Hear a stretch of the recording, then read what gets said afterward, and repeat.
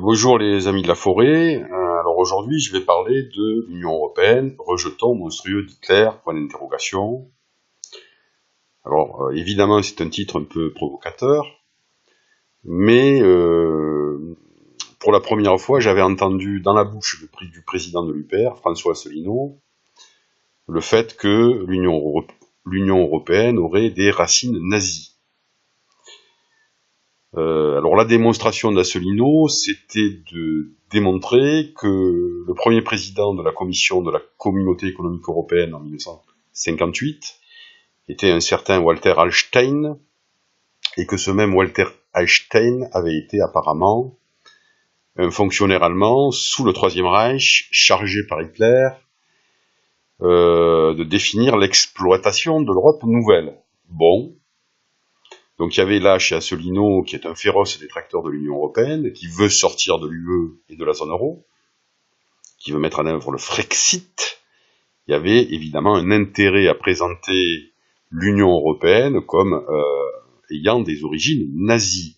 Une réduction ad Hitlerum qui est courante dans les argumentaires. Il voulait évidemment diaboliser l'Europe.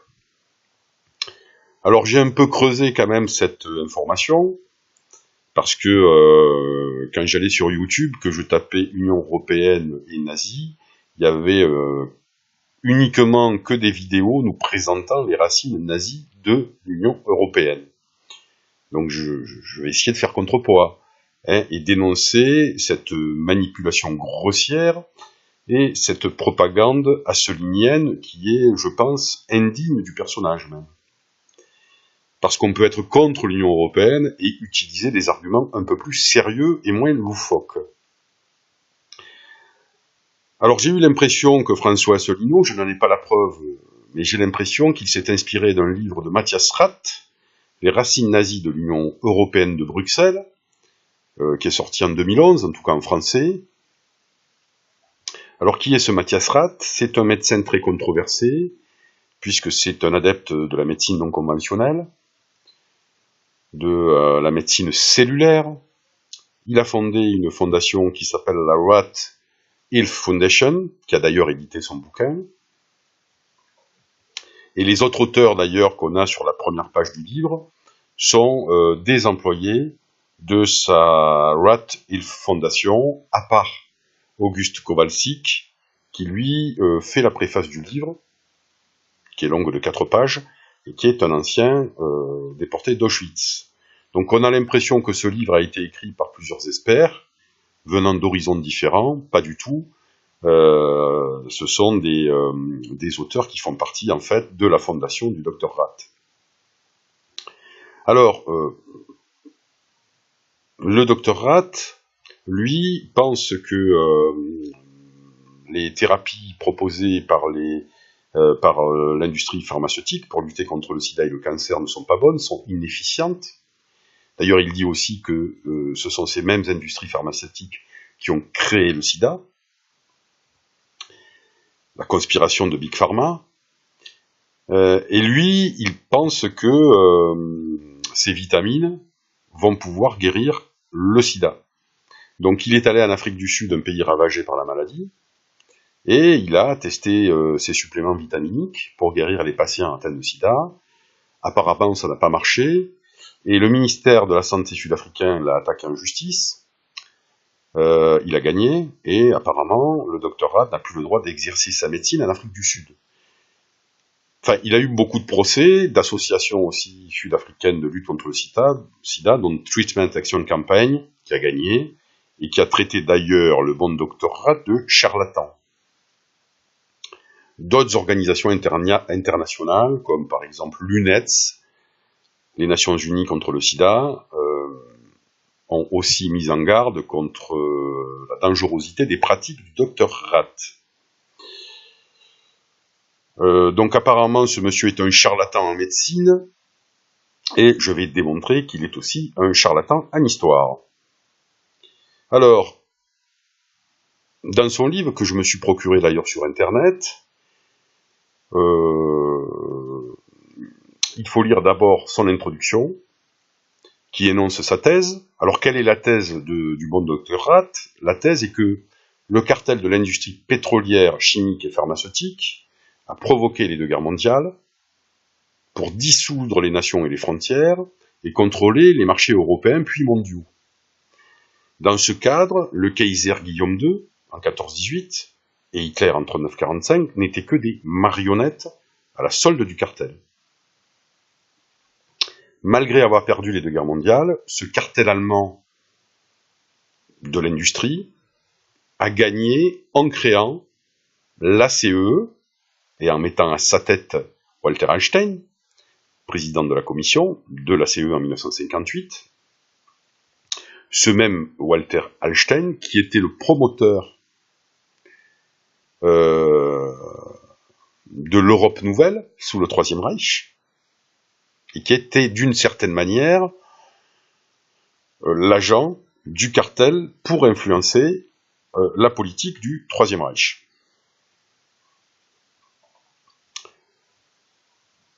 Alors ici, c'est un peu ridicule parce que Walter Hallstein, comme je vais le prouver, était en fait un juriste qui n'avait évidemment pas de pouvoir de persuasion sur Hitler.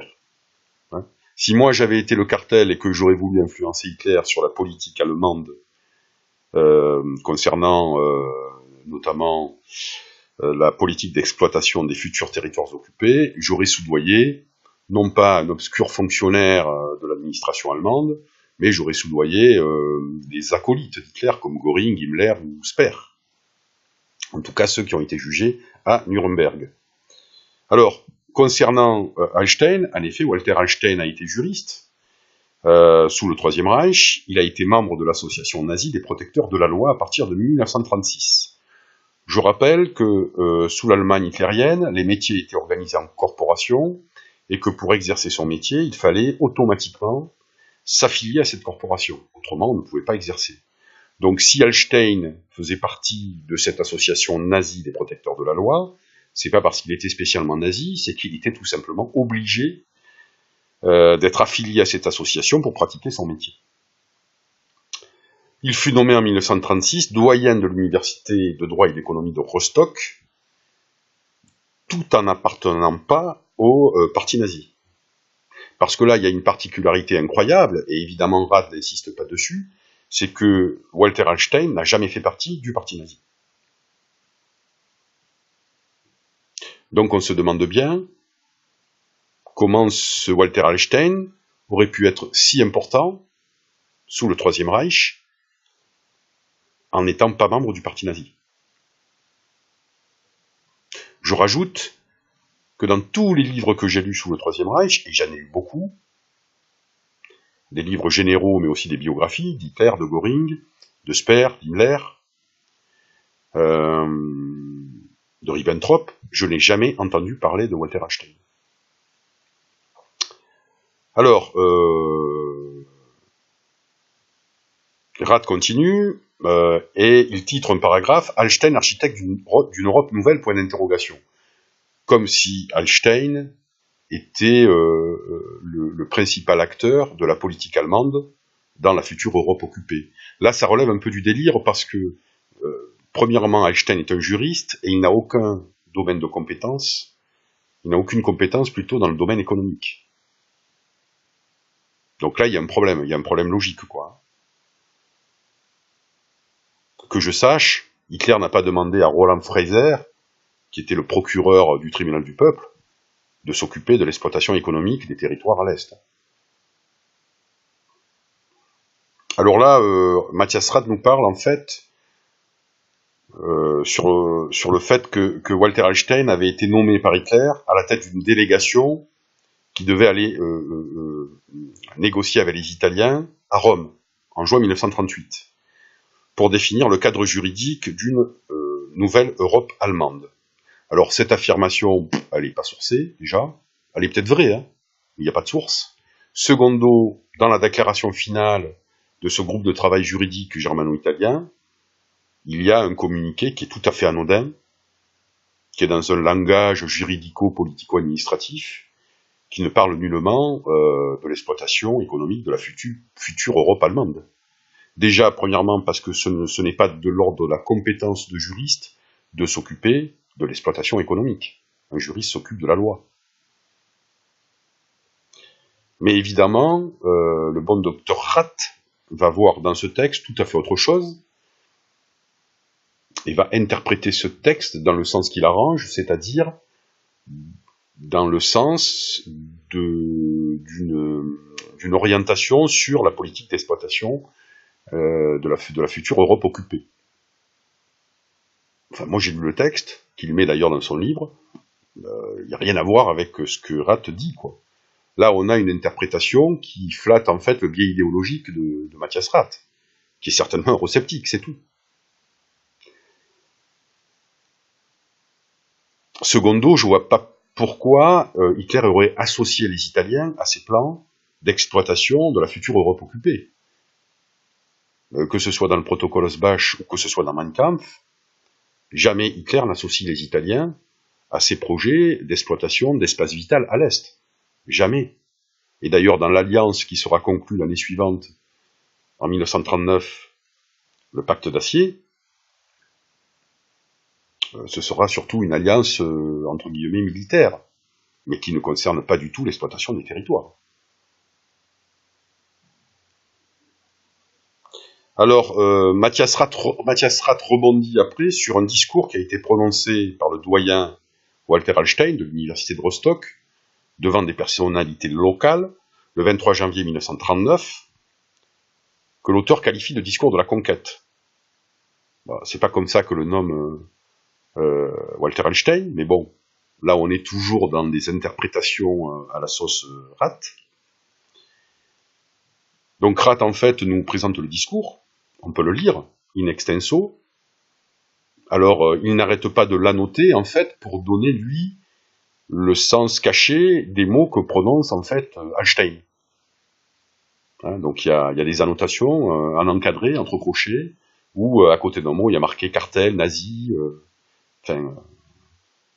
cartel, etc., etc. Donc là on est dans la pure interprétation subjective d'un texte qui ne parle en fait que de l'intégration au niveau juridique de deux territoires qui viennent d'être annexés au Grand Reich. D'un côté l'Autriche, qui a été annexé lors de l'Anschluss, et le territoire des Sudètes, qui a été pris à la Tchécoslovaquie après la conférence de Munich en septembre 1938. Donc en fait, c'est un texte tout à fait anodin, juridique, qui ne parle pas du tout de la future exploitation de l'Europe occupée. Premièrement, parce que Hitler ne sait même pas si l'Europe sera occupée dans la mesure où la guerre n'a pas commencé. Rath nous dit que ce discours est fondamental, qu'il exprime en fait les plans cachés du cartel, mais ce discours est tellement fondamental qu'il n'est même pas relayé par la presse nazie nationale. Et c'est Rath qui nous le dit. Il précise en fait que ce discours, soi-disant si important, n'a été relayé que par un journal local. Il cite le nom, l'Observateur de, je ne me rappelle plus de la région, de Basse-Saxe, je crois. Donc si ce discours était si important, enfin, moi, à mon goût, je pense qu'il aurait été relayé par la presse nationale nazie, ce qui ne fut pas le cas. Donc là, encore une fois, on a une interprétation à la sauce Rath,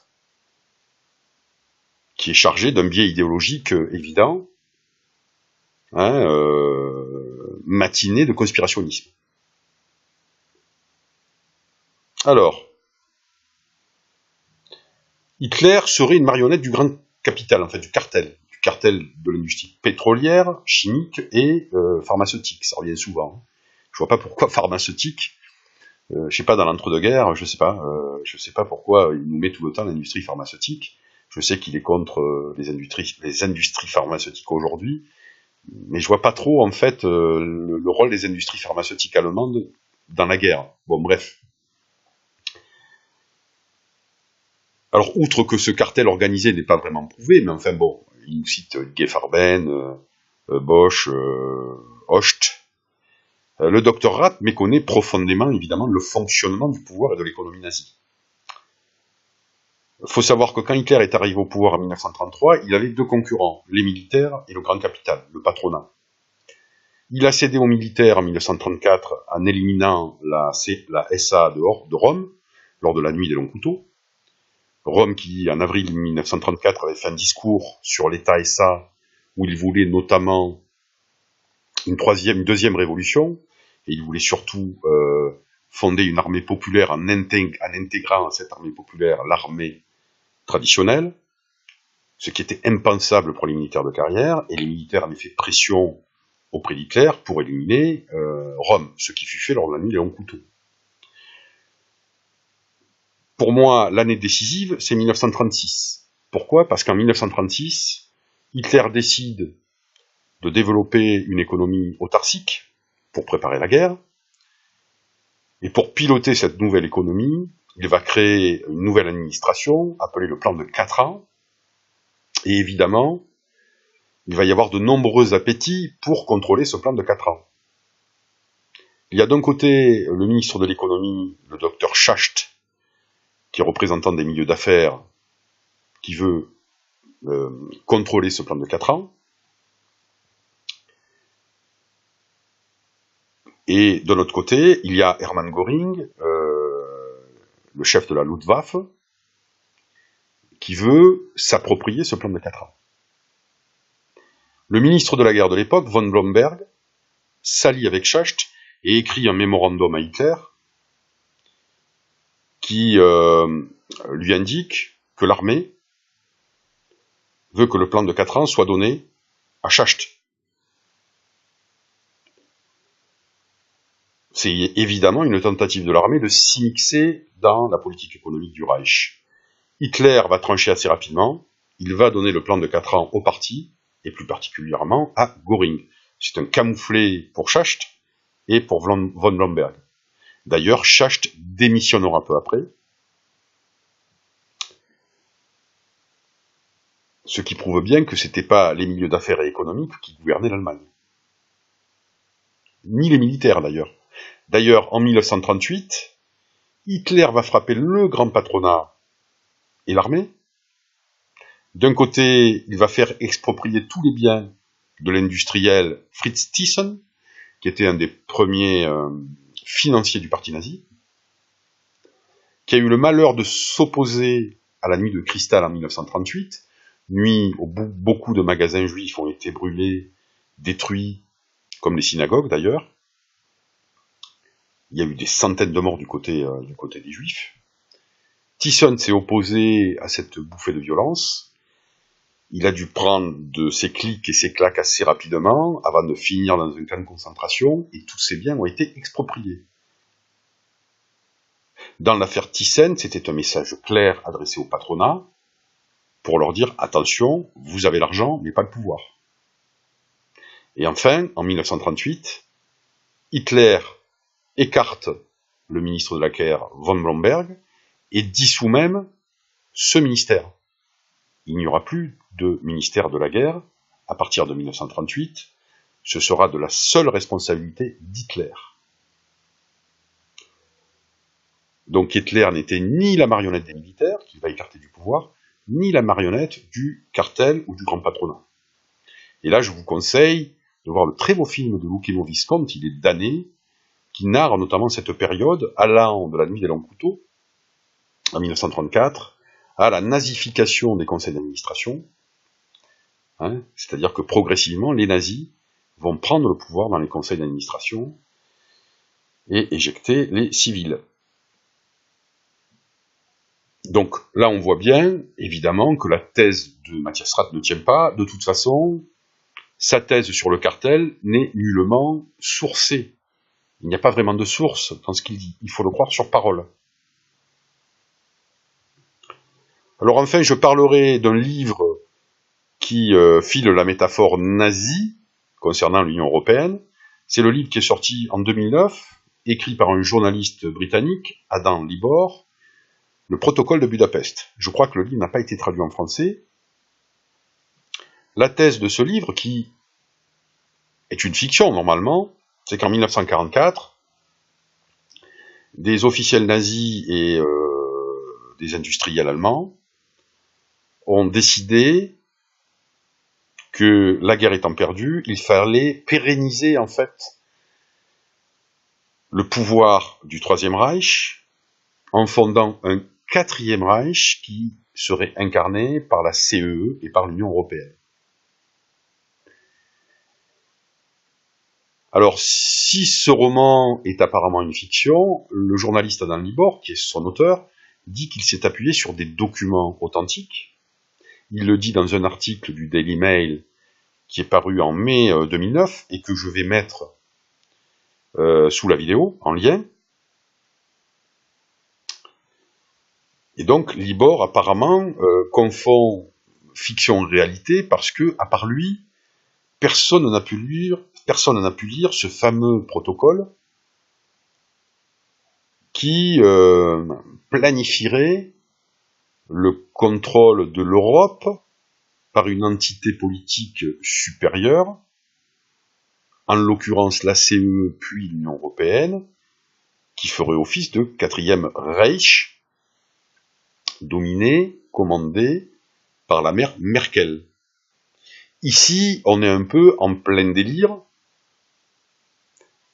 mais malheureusement, toutes ces fadaises sont reprises par certains mouvements nationalistes, comme par celui d'Asselineau, mais pas seulement, puisque vous avez Bruno Druski, qui est membre du PCF et qui est un universitaire, qui reprend aussi les thèses de Matthias Rath sur les origines nazies de l'Union européenne. Voilà, je vous remercie, à bientôt.